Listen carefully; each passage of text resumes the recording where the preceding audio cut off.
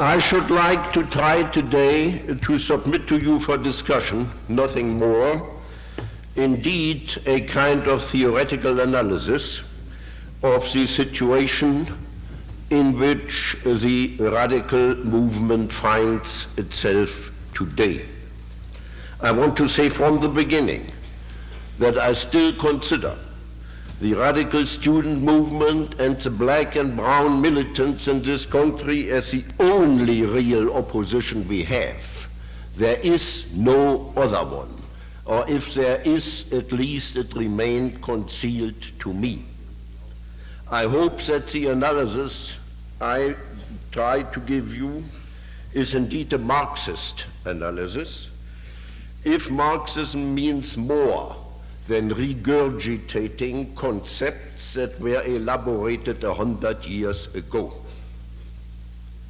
It is difficult for me to engage in such a theoretical analysis when the things that are happening all around us seem to cry for action, no matter what action, for action so that we don't suffocate, so that we don't bust up.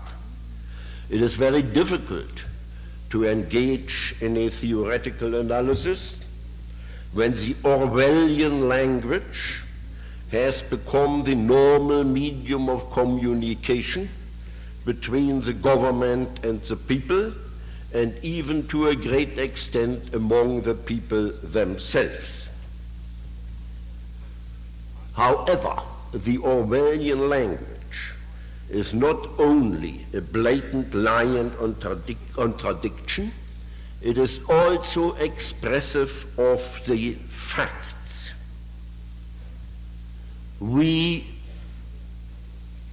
terminate the war in Indochina by extending it.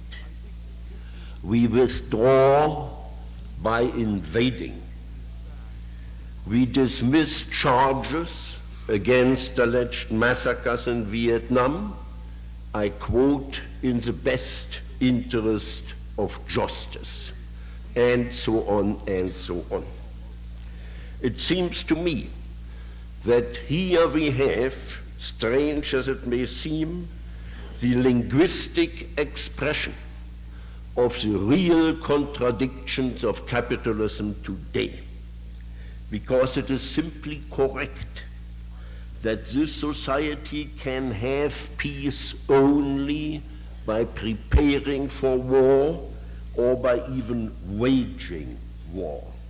It is simply correct that it can mitigate or temporarily resolve conflicts only by expanding and creating conflicts somewhere else. Now, the analysis I want to submit to you starts with two theses, which I shall now read. First, the close of the 20th century may well mean the advent of the first world historical revolution. Two, the progress of this revolution is countered by a counter-revolution. Preventive counter-revolution because there was no revolution preceding it.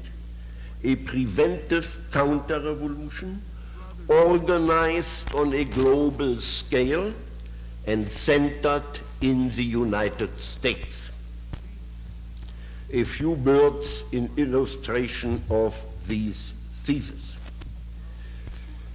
The coming revolution, if it comes, and you will see this is by no means certain, the coming revolution will be a world historical revolution because for the first time in history, society disposes over all the resources for abolishing poverty and exploitation the world over.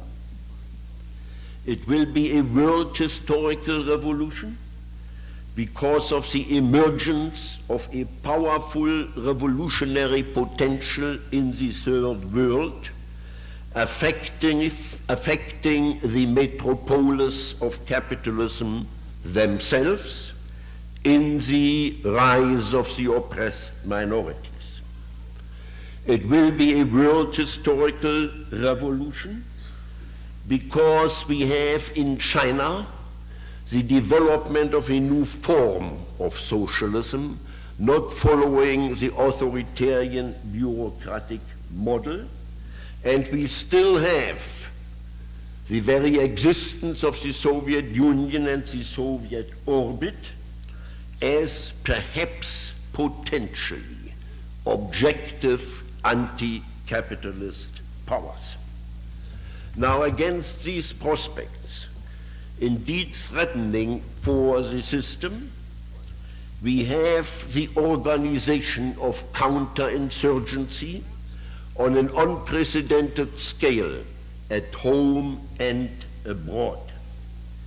It is not only to prevent the revolution, it is also to counteract the aggravating contradictions of the capitalist system today.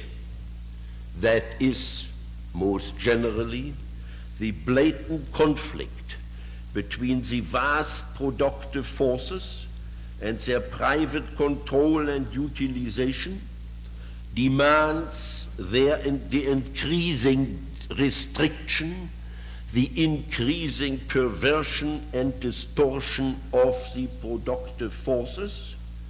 It demands constantly renewed plant obsolescence and waste. However, I think we see already today that even the most rigorously organized capitalist restraint and destruction of productive forces can for any length of time halt the decline in the rate of profit, the inflation, and so-called technological unemployment. Now this picture, and I will try to fill it out as I go on, this picture seems to corroborate one of the central theses of Marxian theory, which apparently were refuted by the actual developments in the 20th century up to now, namely the thesis that a truly socialist society is possible only on a worldwide scale, and that such a revolution would start in the most highly developed industrial country. In other words, the capitalist chain must be broken not at its weakest, but at its strongest link. Why this is so? Why this is so? I think we can see today very clearly. Just consider for one moment what a radical change in the imperialist metropole would do on a global scale. It would mean the collapse of the lackey regimes in the third world, and not only in the third world. It would remove a major obstacle to the development of the European revolutions. It would allow an independent development of the Chinese and Cuban revolution, and perhaps it would mean a political upheaval in the Soviet Union itself. Moreover, this new quantitative scope of the potential revolution suggests also a qualitative difference between it and the preceding revolutions. Namely, the first revolution, based on the achievements of industrial society, it could from the beginning assume a total character, namely, finally the abolition of man's subordination to the instruments of his labor, the productive and progressive reduction of alienated labor, two possible developments which would in turn make for an economic, political, and cultural revolution.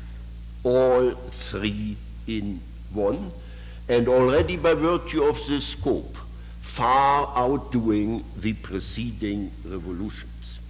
And it would, for the first time in history, make possible the construction of integral socialism, not only indefinitely postponed to a second phase which never may arrive, but the construction of integral socialism from the beginning. This novel historical situation calls for a re-examination of the preconditions and of the presumptive strategy of the radical opposition under the preventive counter-revolution.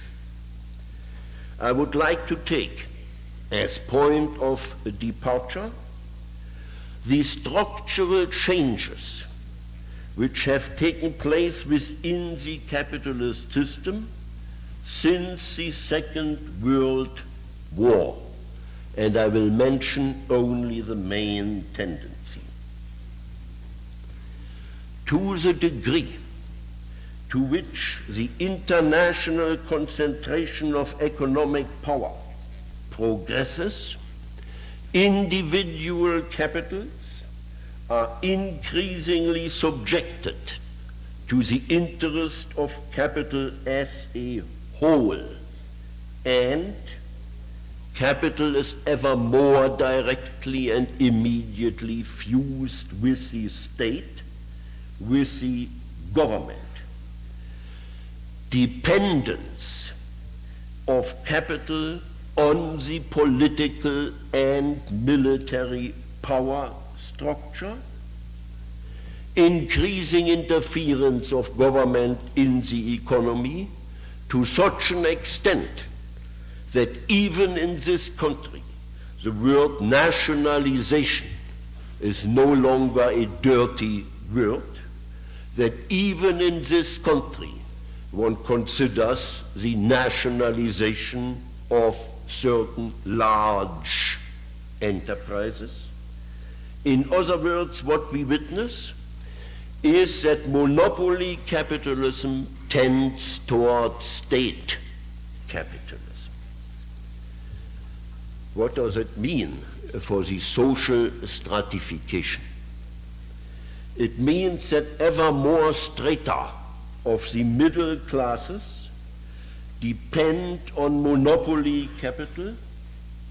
They are occupied in the realization, if not in the creation of surplus value. Thus, with this transformation of capitalism, we witness the extension of exploitation beyond the class of industrial and agricultural labor, and we witness the emergence of what has been called a new working class of educated labor, necessitated by the increasingly technological and scientific character of the process of production. And at the same time, owing to the technical progress in the productivity of labor, this type of capitalism can indeed bring an increased standard of living to a large part of the population. Consequence, what I called the integration of a large majority, including organized labor, into the system. The class struggle does not disappear. It cannot possibly disappear before the abolition of class society itself, but it proceeds in the well-known classical forms of an economic contest on trade union terms. This transformation now brings us to the, I guess for you also, decisive question.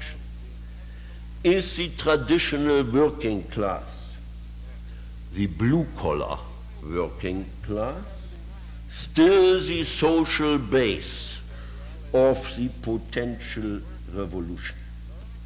Or is the transformation of capitalism creating a new, not smaller, but larger base? There is a widespread, but rather insufficient and un-Marxist answer to this question on the part of those who maintain that just as before, industrial labor, and mainly blue-collar labor, provides the base for the revolution. The answer is that if the laboring masses today in the most advanced industrial countries, and I stress once and for all, it refers only to the most advanced industrial countries, if the laboring masses in these countries are not revolutionary, perhaps even anti-revolutionary, then, so it is said, it is because their consciousness lags behind their social existence. Thus, we have the well-known conflict between the subjective and the objective factors. I consider this answer not only as inadequate, but as totally un-Marxist. Because if we know anything of Marx, we ought to know that he believes that it is the social existence which determines the consciousness, and the answer must therefore be thought in the social existence, in the objective conditions of the working class today, and only in a secondary way in their consciousness. Or, to put it in a shorter form, if indeed the consciousness of the working classes has changed, it is because the objective conditions of the working class have changed. What has happened to bring about such a change? I propose that what we have witnessed was a new stabilization of capitalism, a stabilization of capitalism on a twofold ground, namely brutal expansion abroad, economic, political, and military expansion, and secondly, and closely related to it, neo-colonization in the interior and abroad. What has this stabilization of capitalism achieved? Competitive, scientific and technical progress has created whole new branches of industry and has enlarged the internal and external market, while at the same time the growing productivity of labor counteracted the decline in the rate of profit and made possible that relatively high standard of living for the working classes. Now this transformation is accompanied by, and I think this is for a Marxist analysis decisive, by a growth in what is called the tertiary sector of the economy, namely the publicity industry, services, entertainment, and so on. And this growth of the tertiary sector, in which mainly services are produced, this growth means that an increasing part of the working population today is employed in unproductive labor, in Marxian terms. That is to say, labor which does not produce material commodities, which does not produce capital, as Marx says, and which is therefore not proletarian. That is not I, that is Marx, Capital, Modern Library Edition, Volume 1, page 673, footnote. But he says even more disagreeable things. The assimilation of a large part of the working class to the middle classes, that is to say, to those middle classes who do not belong to the ruling classes, is therefore not merely ideological and a surface phenomenon, but is originating in the productive process itself. Let me again quote from Marx, Theories of Surplus Value, Volume 1. Unfortunately, I have only the German edition. In the German edition, it is page 324 and following. There he says, and it is one of the most amazing anticipations, with the growing productivity of labor, an ever larger part of the population is employed in non-material production. These include intellectual producers. They form an ever more essential base of capitalist reproduction in the realization, and we can add today even creation of surplus value. Does this mean? It certainly means it's decisive change in the composition of the working class. Does it mean that the working class is no longer the revolutionary subject? Certainly not. As long as labor remains the human base of the productive process, the working class will remain its political base, but it will be a very different and very extended working class. We have terrible difficulties in finding today the revolutionary subject because we look for it as if the revolutionary subject were a thing that somewhere exists ready-made, or at least half ready-made, and just has to be found.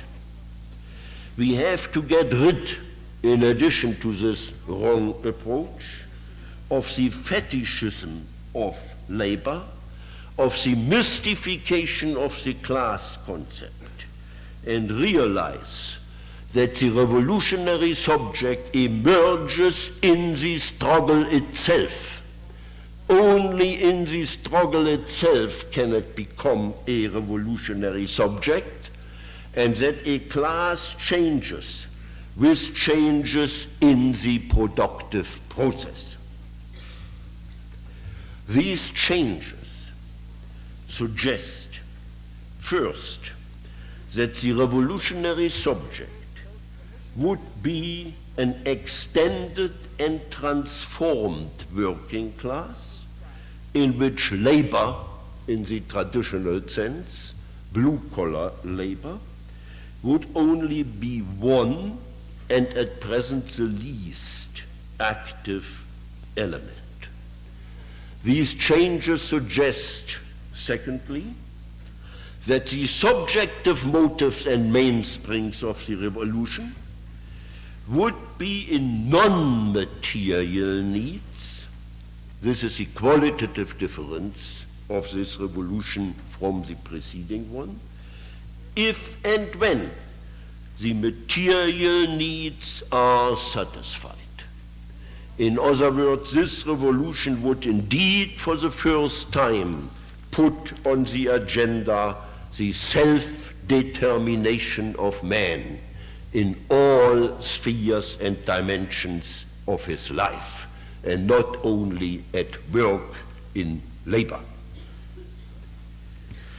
At the present stage, capitalism operates on the back of the vast majority of the population, separated from control over the means of production. They spend their life in alienated work, but they are not a proletariat in the classical sense. They are not living in abject poverty like the former.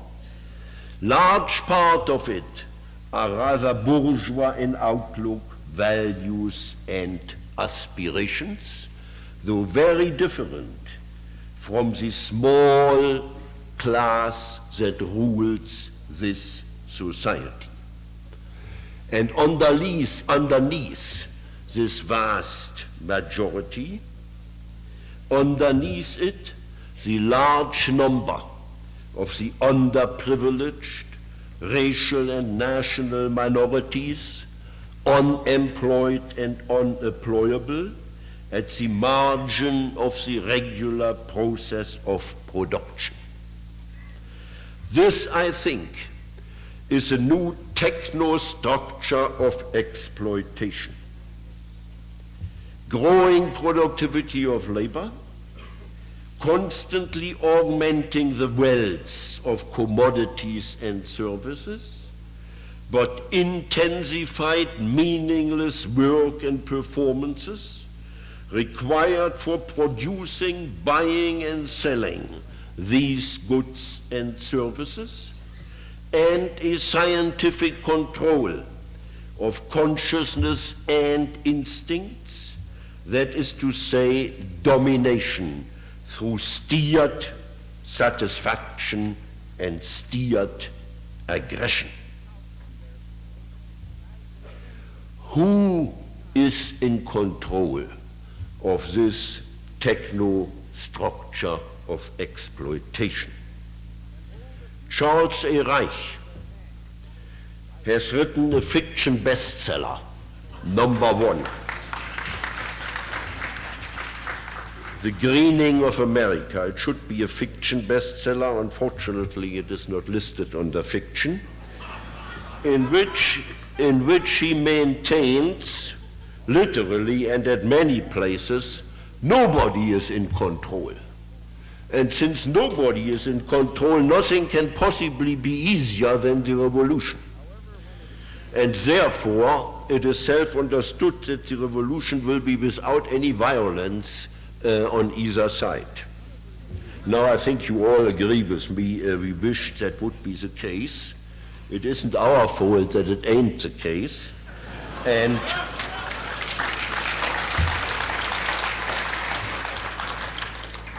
I think it can pretty clearly be answered who is in control. However, there is one decisive difference. Those who are in control, those small groups of military, of politicians, of economic power, they are no longer, and I think this is important, they are no longer a ruling class which develops the productive forces. but rather it does the opposite, perverting and destroying them in the service of an ever more desperate offensive system. Offensive to such an extent that even its offensive abroad is no longer primarily economically founded, but driven by the all-out struggle against communism in the interest of prolonging the status quo.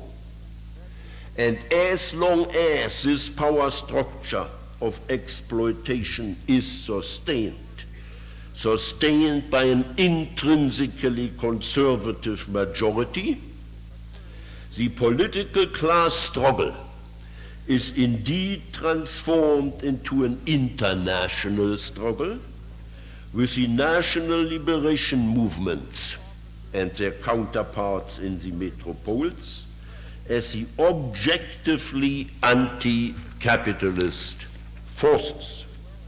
But this is not the basic tendency.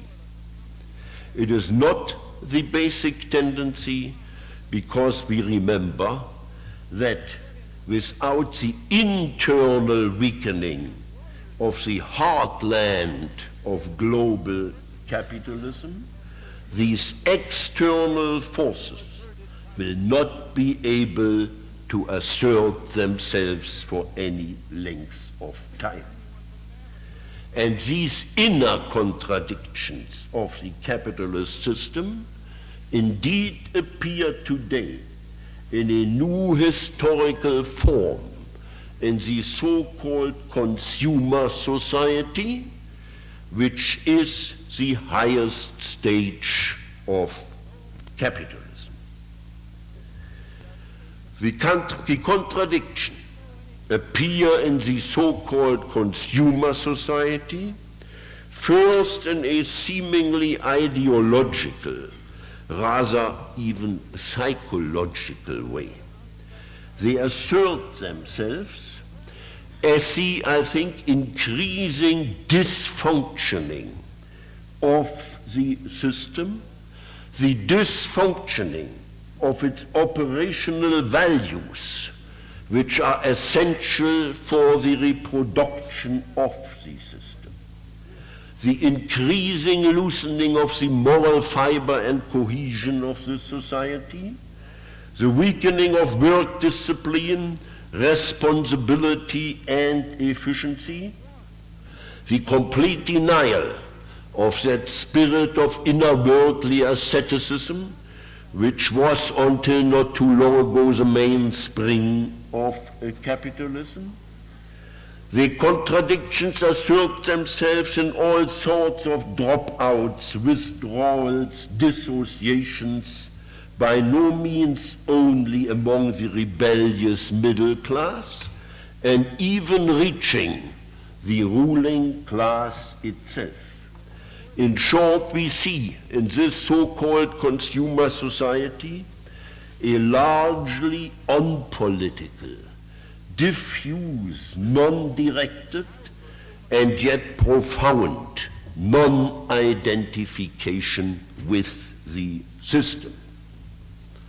This, I propose, is the reverse, is the soil beneath the noisy, hysterical, and well-propagandized identification with the system.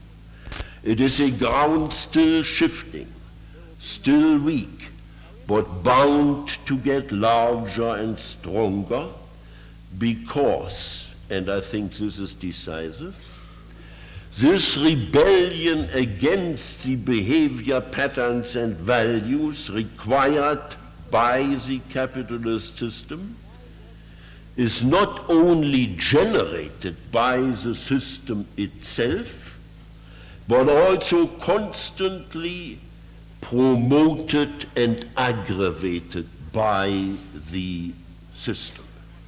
How does the consumer society manage to drive the internal contradictions to an ever greater intensity.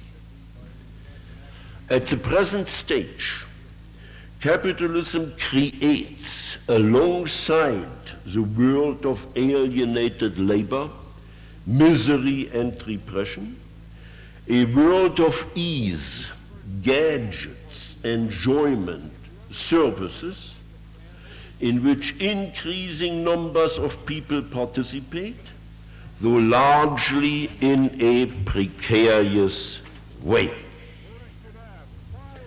The wealth of capitalist societies is still, as Marx defined it, an immense accumulation of commodities, but commodities which require an increasingly smaller quantity of labor power for their production, that is to say, provide an increasingly smaller source of surplus value.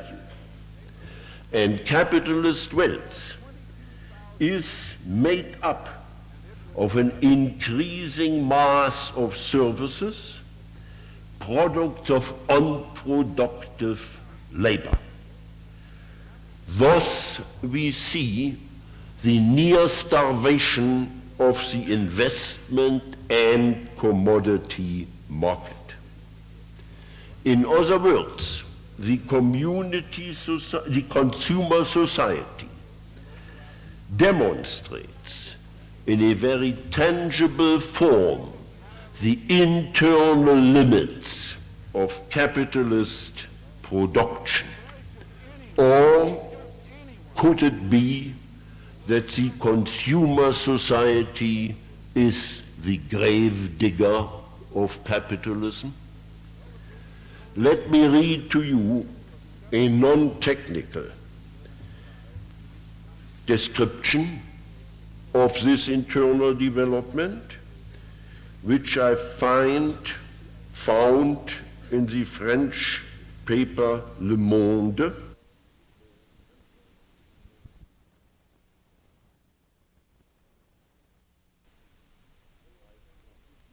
I quote, "The development of the tertiary sector," I have already explained what that means, "that of services, henceforth takes place at an accelerated rhythm.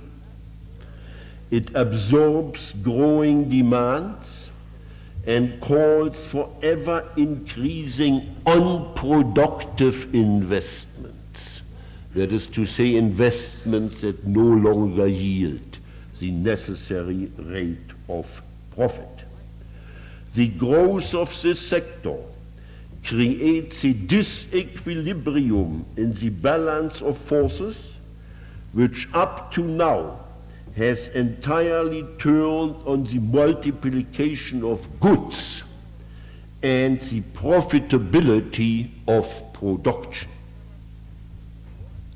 It is not a paradox if the producer begins to recede more and more before the consumer, if the will to produce weakens before the impatience of a consumption for which the acquisition of the things produced is less important than the enjoyment of things living.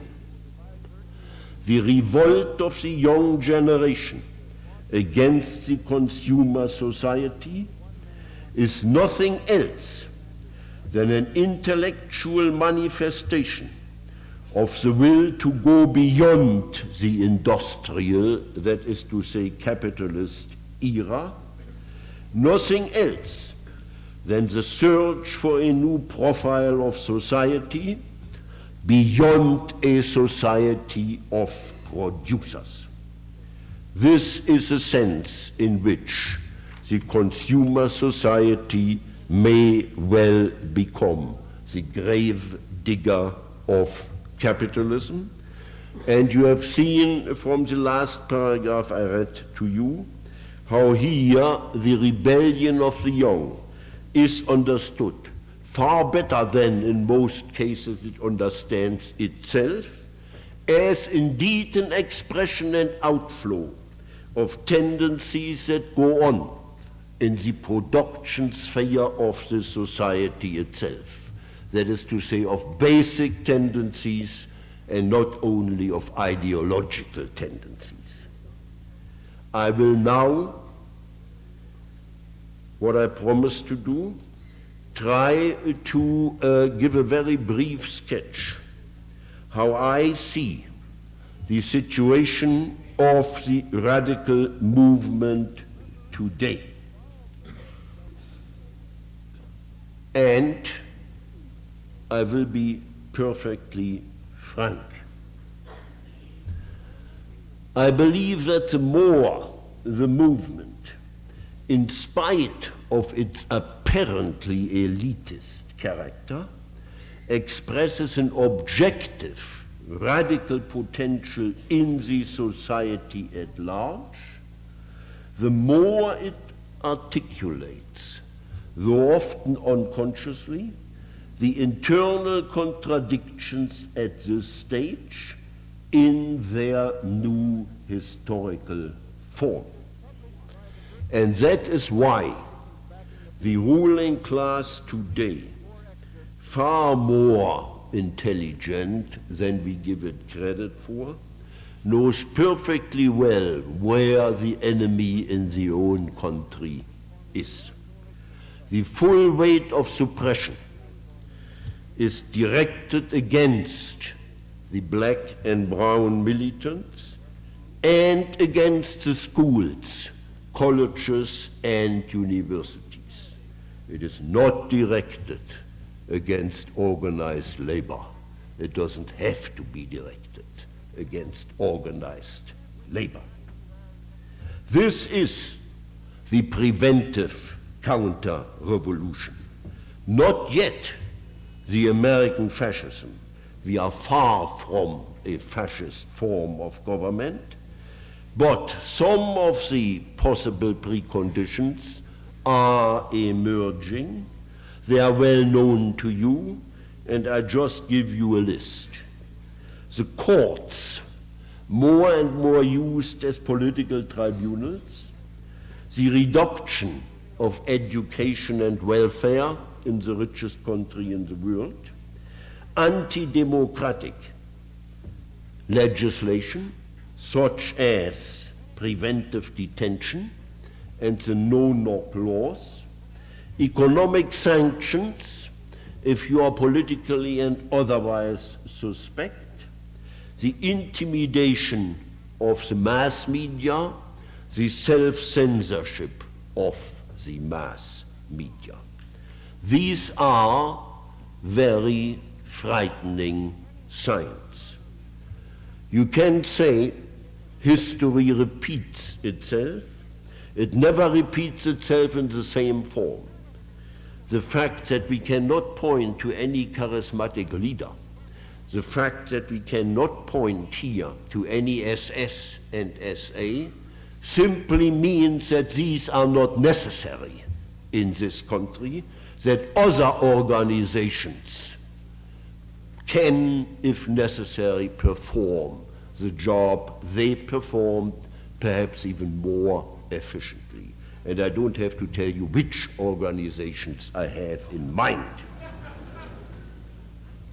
Now, in the face of this counter-revolution, the movement is badly hit, deprived of formally effective action. What was all right still a year ago can no longer be done today, divided in itself, and in search of a new strategy. What I suggest is that what is at stake today is the self-preservation of the movement as a political force. And that would mean one step backward in order to be able to take 2 steps forward.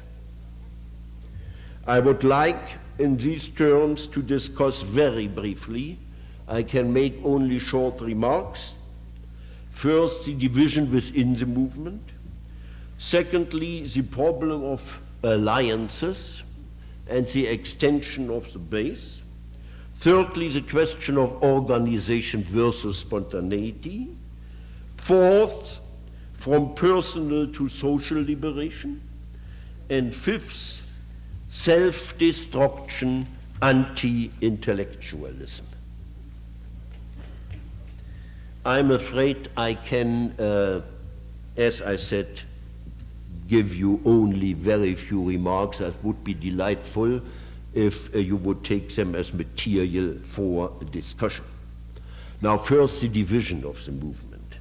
Let me start by saying that the division of the movement itself is not necessarily detrimental.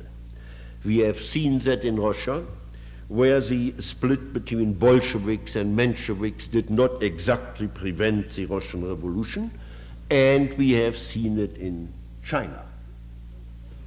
The division makes sense, can make sense, if it is a question of a realistic mass strategy, if it is a question of testing of consciousness, strength, readiness, and so on. But ideological differences and divisions become utterly irrelevant and ridiculous where such a mass base is only to be created. Then the conflicts become merely ideological, and they usually terminate in the ritualized discussions, in a rhetoric that lives and moves in a fantasy world with no relation to reality, and that is apt to antagonize from the beginning possible sympathizers, because simply terms and concepts and words are used which may make and should make very good sense among ourselves. Terms such as imperialism, exploitation, capitalism, I certainly used it enough tonight, but which make no sense whatsoever if you want to persuade and convince what we may call outsiders, until and unless you can translate them into ordinary language. This is one of the very rare cases where I am in favor of ordinary language. If you can translate them into ordinary language, all right, it should be possible to translate them in this way. By and large, I suggest that whatever ideological differences may exist in the movement can and should be safely bracketed, suspended for better times, when they are more realistic. They should be suspended in favor of united action on common issues, in favor of an action which, precisely because it is organized around a concrete and transparent issue, can indeed extend the base of the movement. The so-called battle for the streets does not require ideological Puritanism. On the contrary, such a Puritanism in this situation can be fatal to the progress of the movement.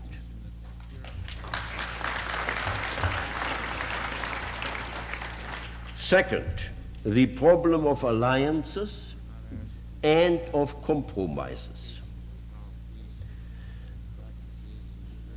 I'm sorry, and it took me a long time to admit, and I'm still willing to be convinced or persuaded of the opposite, but I believe that under the counter-revolution there is indeed such a thing as a lesser evil. It has been a lesser evil. It has been said that a true revolutionary knows when to make compromises and what compromises to make. We are in a very bad and in a very serious situation. A situation in which even such things as a fight for the recovery and restoration of civil rights is and should be on the agenda. In such a bad situation that it is almost horrible to pronounce it, even some temporary alliances and compromises with certain liberals seem to be on the agenda. It may be good for many things. For example, it may be very good, and let's be vulgar materialists for a while, it may be very good and may be very helpful if you could get what is one of the bitterest and gravest defects of the left today, namely the total lack of funds, money. You can't get it if you go to them and come with imperialism and capitalism and exploitation, but you may perfectly well be able to persuade them when you keep these concepts for those who know what is meant by them. Secondly, and most importantly, the movement and the working class. Now, I have already said that it is nonsense to say that a revolution is even imaginable without the working classes. I have immediately added that we are confronted with structural changes within the working class. And can we say anything about a possible alliance between the student movement and the working classes? Let me say from the beginning, I believe that this is not the question of alliances, but the question of a junction between two social and political forces. And this junction depends on the progress of capitalist destabilization, in which both forces, the student movement on the one hand and labor on the other, operate on their own base and in their own rights. The students today are not a Leninist avant-garde by any stretch of the imagination, because you cannot have an avant-garde where there is no mass movement behind the avant-garde.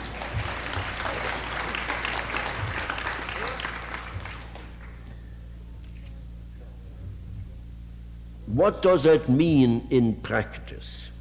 If we expect the junction as a process, a point which is approached by the two social and political forces, each on their side and their own side, it means above all that the slogan, "Go to the workers," is utterly insufficient, quite apart from its ridiculous patronizing character.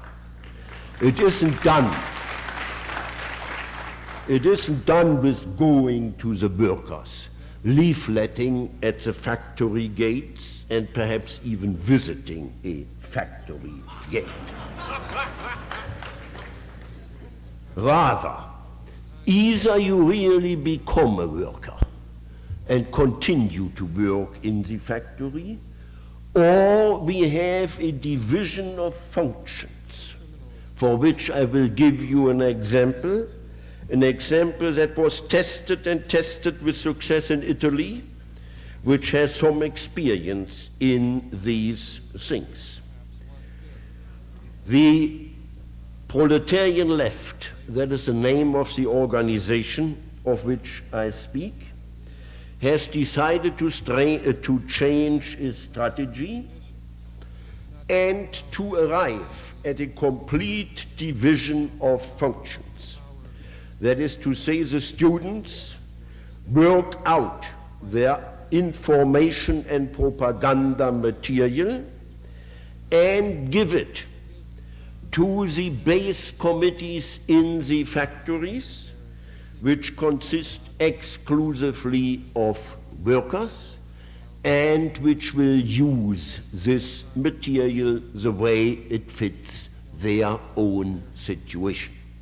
That is only one example how there can be cooperation with division of functions and without trying to obliterate the obvious gap between these two forces today. Fourth, the question of organization. I believe, and I said it before, that the traditional mass parties of the past are outdated. Again, outdated, primo, because there are not yet any revolutionary masses. You cannot have a mass party if you don't have any masses. Secondly, because these centralized mass parties were part and parcel of the system of parliamentary democracy. And parliamentary democracy is no longer a vehicle of radical change.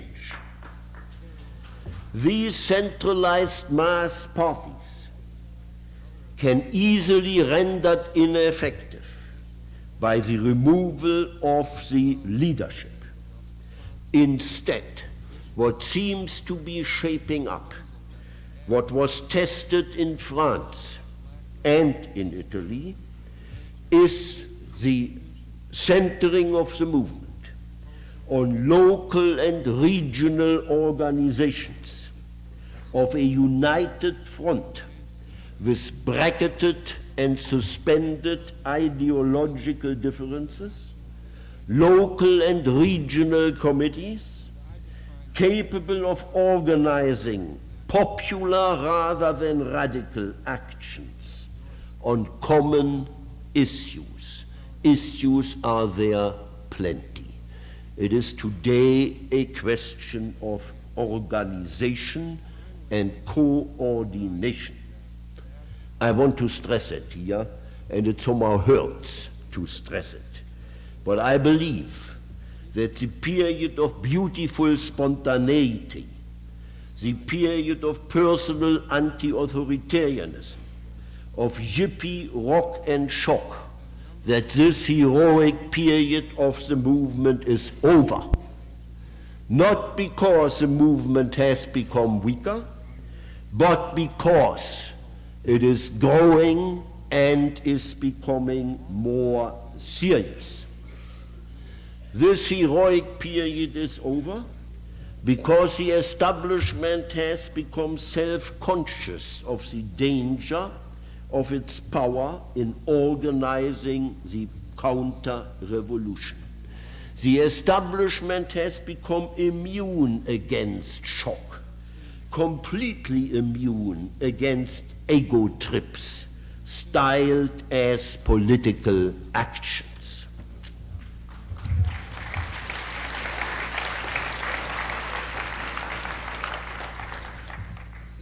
It is in response to the growing difficulties of the capitalist system that the movement now is faced with the task of establishing its own authority also in its own ranks and with its own members.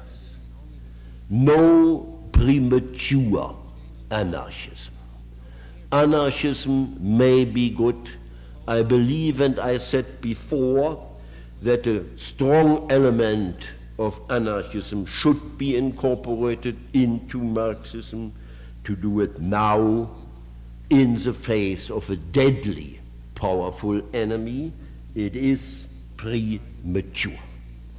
What remains is that there can be no social liberation without personal liberation, but also no personal, no individual liberation without the political struggle against prevailing in unfreedom on a social scale. Now, what about the framework of action? What strategy is left under the counter-revolution? I can think of a no better characterization of a strategy than the one given by my young friend Rudi Dutschke when he spoke and still speaks of the long march through the institutions. The long march through the institutions. This is not and does not mean and never was supposed to mean the deadly game of parliamentary democracy. Today, all radical opposition is necessarily extra-parliamentary opposition. You just cannot compete in the pseudo-democratic process. You are not millionaires, and you are not able to buy the machinery which is required in order to be successful and influential in this process. So certainly not the pseudo-democratic process, but I think one can still, relatively generally at least, define what is meant by this strategy. First, such a strategy does include demonstrations, extended demonstrations, well-organized demonstrations for clearly identified issues.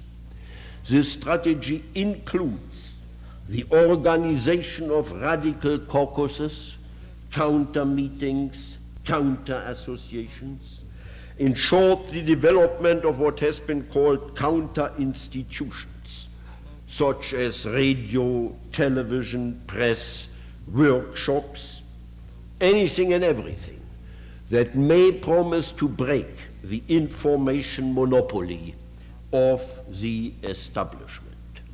But above all, the long march through the institution means going into the institutions, learning how to do the job, which hopefully you will show others how to do it in a free and freer society, learning how to do the job, educating yourself and others on the job, and preparing for the time when the job has to be done for a new and for a free society. But against this not very attractive and certainly not very spectacular strategy, we have what I now really call the pest that infects the new left. A handout to the establishment, one of the fifth columns of the establishment in the new left, namely the widespread anti-intellectualism that has infested the movement. If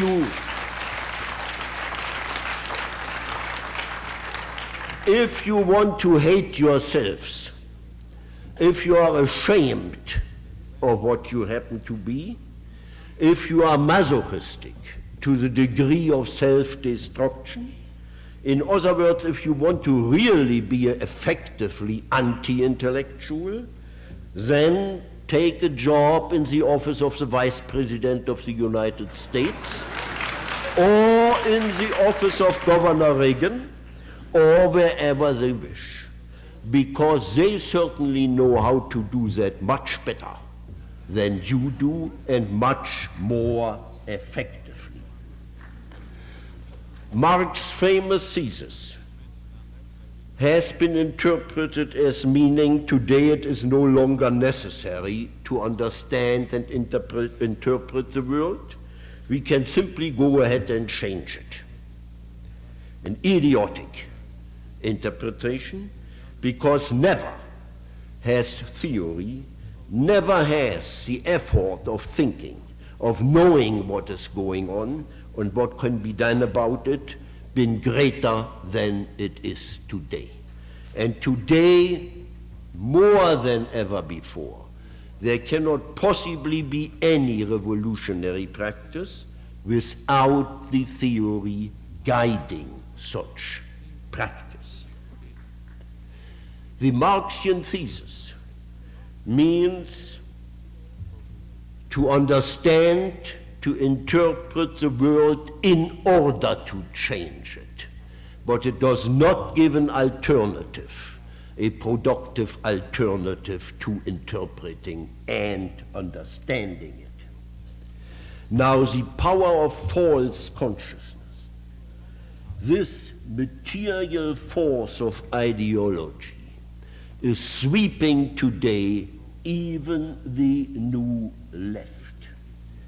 Sweeping it in its rhetoric, sweeping it in its withdrawal, sweeping it in its confusing of private liberation with social and political. And even more, in its attitude towards those institutions which you can still use for a better purpose than they are being used now. I know perfectly well, and my relation to the university has been long enough. I know your criticism of education. I know how much of it, very much of it, is justified. But what is not justified under any circumstances is the slogan, destroy the university, because it is a pillar of the establishment. The university is a pillar of the establishment. It is up to you to make it something different within the university. But you don't cut off the branch on which you are sitting, because you are made a radical in the university if you are halfway intended.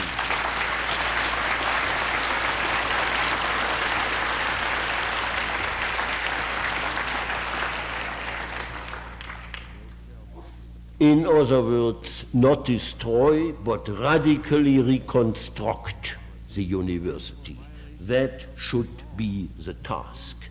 Because today, the demand precisely for radicals should be not less education, but more education.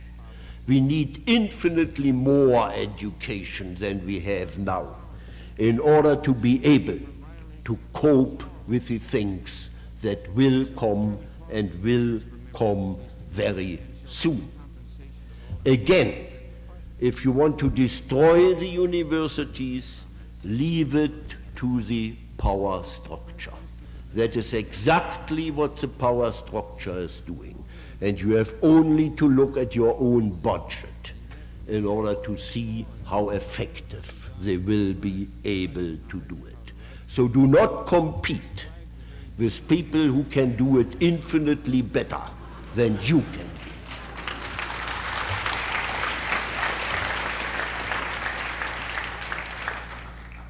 Maybe it just occurred to me it is only because I quit it that I now have a praise of the university, but I think it is somehow a little more sincere than that, and I cannot take one word back from it, because I still believe that it is in the schools and universities that there are more or less hidden all the facts, all the theories, all the possibilities we need, and that it is up to us to get this material.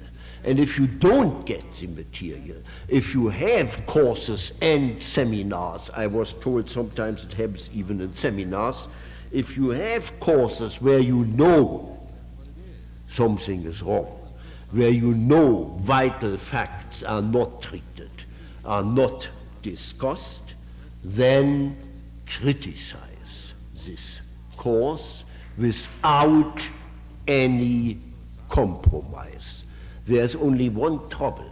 If you really want to do that effectively, you must know the facts better than the teacher knows them. I would like to add immediately, I think that this is perfectly possible and not even very difficult.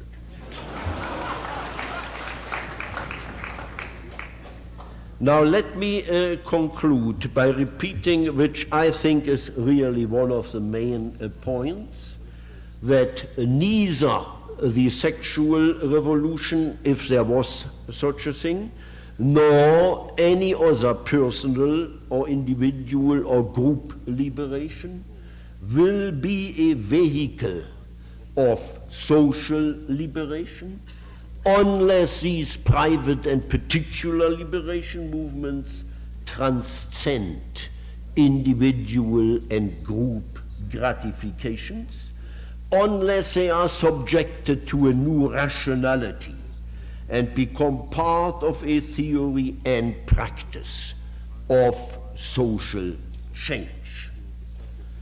I started by saying how strong the desire, the need is for action. There is, however, a distinction between activism and action. All revolutionary action is based on popular support. In this country, this popular support is shaping up in the ghettos. It does not yet exist for the student movement. Violence is institutionalized in the establishment. The movement can only defend itself against violence. It is not and it cannot be on the offensive. There have been enough martyrs and enough victims.